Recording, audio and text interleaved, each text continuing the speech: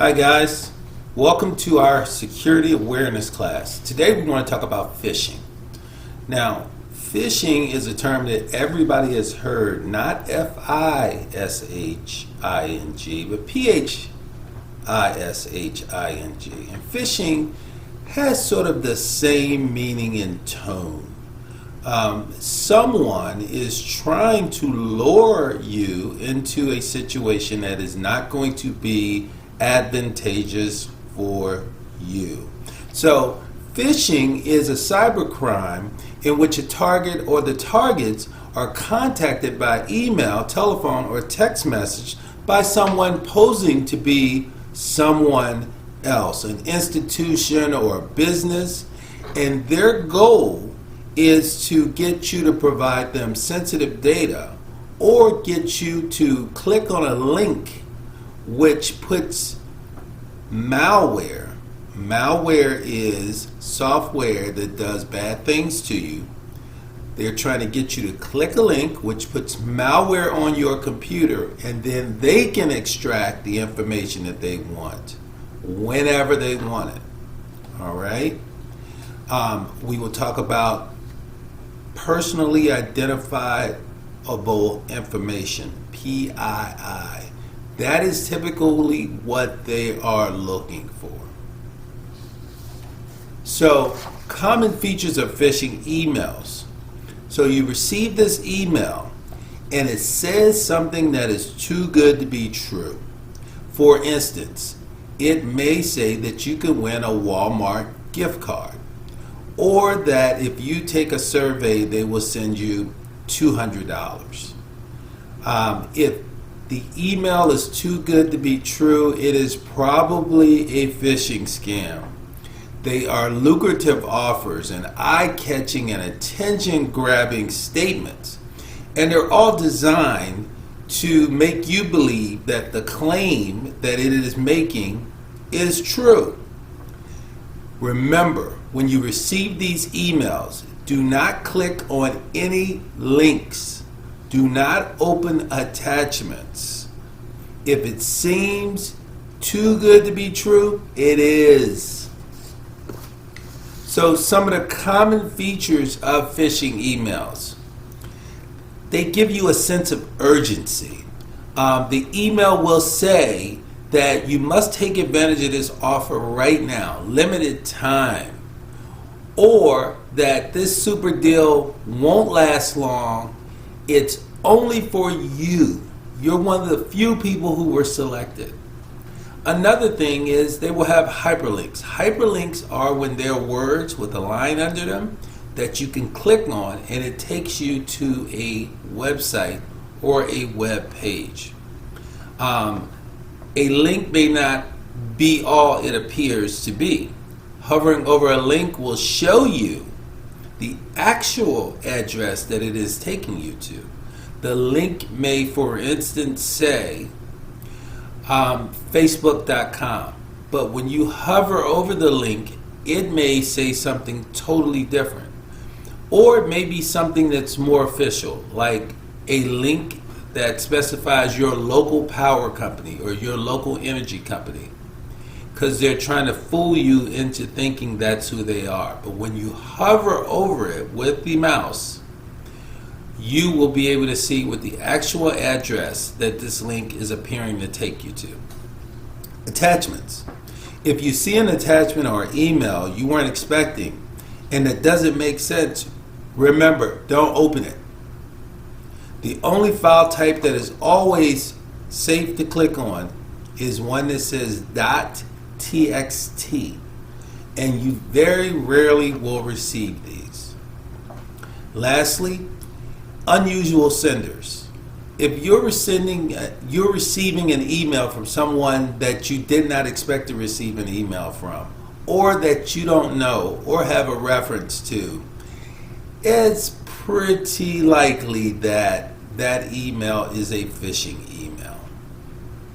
Whether it looks like it's from someone you know or don't know, if anything seems out of the ordinary, or if a word is misspelled, it is probably a phishing email. So let's look a little deeper about what phishing really is. For a cyber criminal, it's their easiest way to target and to get you on the hook. So they lure you in with the bait, hence the name phishing, and then they go to work. If a employer or person or employee opens a phishing email, the attachment might just lead them to being hacked. Phishing emails and text messages may look alike. They're from a company you know or trust. They may look like they're from a bank or a credit card company or a social media site or an online payment website, an app, or an online store. Here's a real-world example of a phishing email. Looks very authentic, right? Looks like they're from a reputable source, right? Sounds urgent and frightening. You should read carefully and verify whom the email appears to be from. Most hacking occurs through the email threat vector. Yes, even the large companies that are hacked, typically it's because some employee clicked on an email that they should not have and downloaded the malware, which is bad software, onto the company's system. The one other thing I will tell you is don't call the numbers that are referenced in the email, the phone numbers. So how do you prevent phishing? Well, some steps to protect yourself from phishing is to be on the lookout.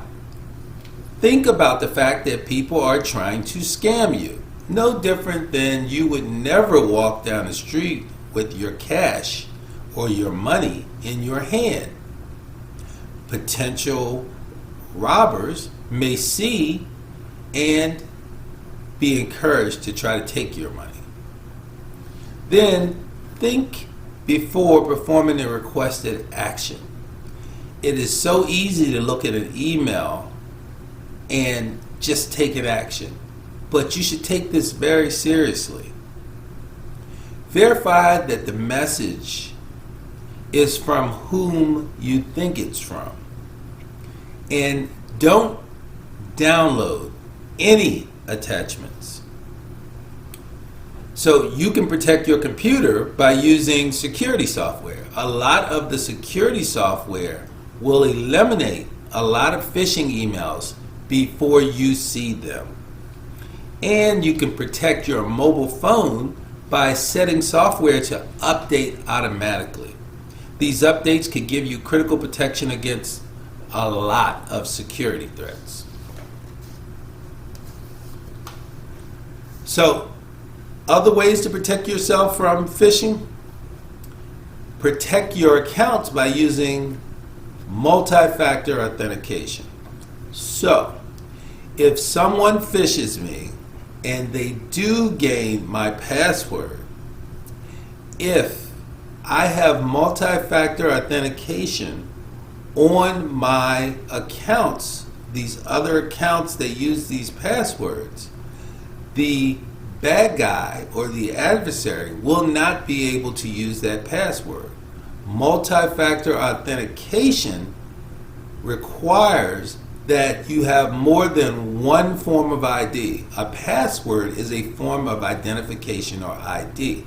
Multi-factor will assure that, for instance, when you start logging in, a second form of authentication is potentially sent to your cell phone.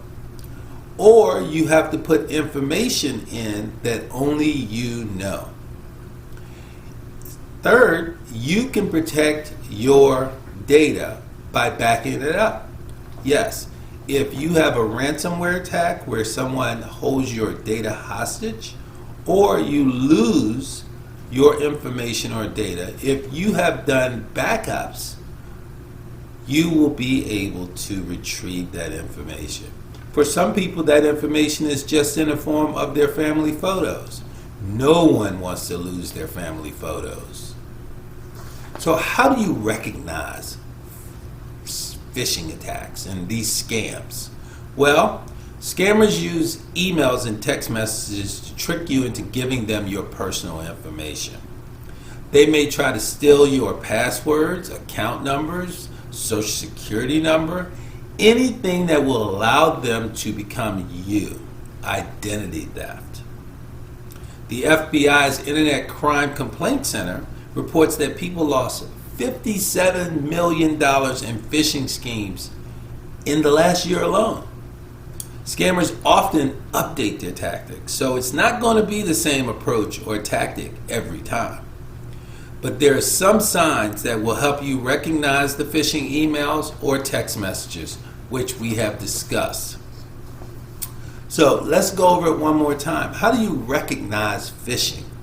Well, phishing emails or text messages may look like they're from a company you know or trust. They may look like they're from a bank, a credit card company, social networking site, or an online payment website or app, or any online store. Phishing emails or texts often tell a story that tries to trick you. There are some scammers that will send a note that plays on your kindness. They will say that they are a mother of 4 and they can't feed their family and they need your assistance.